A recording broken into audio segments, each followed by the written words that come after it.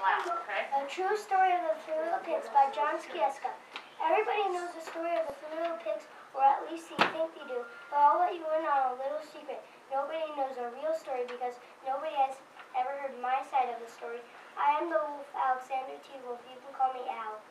No one knows just how this whole big bad thing got started, but it's all wrong. Maybe it's because wolves eat cute little animals like bunny, sheep, and pigs. That's just the way they are. If cheeseburgers were cute, folks would probably think people were big and bad too. But the whole big bad thing is all wrong. The real story is about a sneeze and a cup of sugar. Back way and once upon a time, our friend the wolf was making a birthday cake for his new friend. He had a terrible sneezing cold. He had ran out of sugar. So he walked down the street to ask his neighbor for a cup of sugar. Now his neighbor was a pig, and he wasn't too bright either. He had built his whole house of straw. Can you believe it? Who in his right mind would build a house of straw? So of course, the minute the wolf knocked on the door, it fell right in, and he didn't want to just walk into someone else's house.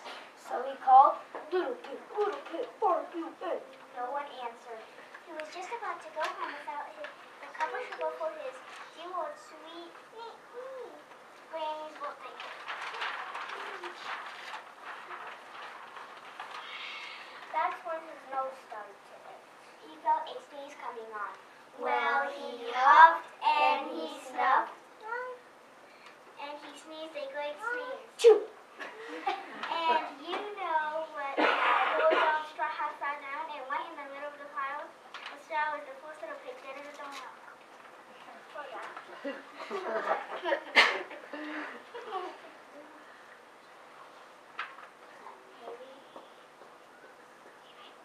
And you're not going to believe it, but this... No, he rang the bell. No, he had been the whole time. It seemed like a shame to leave a perfectly good ham dinner lying there in the straw, so the wolf ate it up. Think of it as a big cheeseburger just lying there. He was feeling a little better, but he still didn't have his cup of sugar. So he went to the next neighbor's house. This neighbor was the first and second little pigs. But he was a little smaller, but not much. He has built his house out of sticks. My turn? Yeah. He rang the bell on the stick. Nobody answered. He called. Mr. Pig, are you in? He yelled back, "Go away, wolf, you can't come in. I'm shaving the hairs on my chinny chin chin." He had grabbed the doorknob when he felt another sneeze coming on. He huffed and he snuffed, and he tried to cover his mouth, but he sneezed a great sneeze. Choo! And you're not going to believe it, but this guy's house was down like his other brother. When the dust cleared, there was the second little pig, dead as a doornail. Wolf's honor. Now you know fruit was spoiled. So the wolf did the only thing there was to do. Have dinner again. Think of it as a second helping. He was getting awfully full, but his cold was feeling a little better.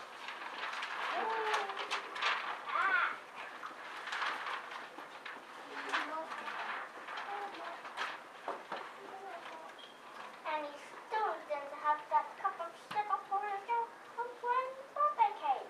So the wolf went to the next house. This guy was the first and second little pig's brother. He must have been the brains of the family. He had built his house of bricks. The wolf knocked on the brick house. No answer. Mr. Pig, are you in? And do you know what that little porker answered? "Get out of here, wolf. Don't bother me again." Talk about impolite. He had probably had a whole sack full of sugar.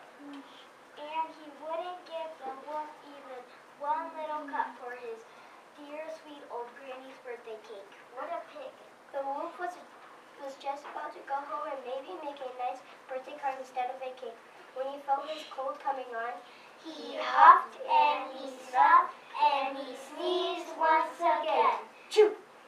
Then the third little pig yelled, "And you, old granny, can sit on a pin."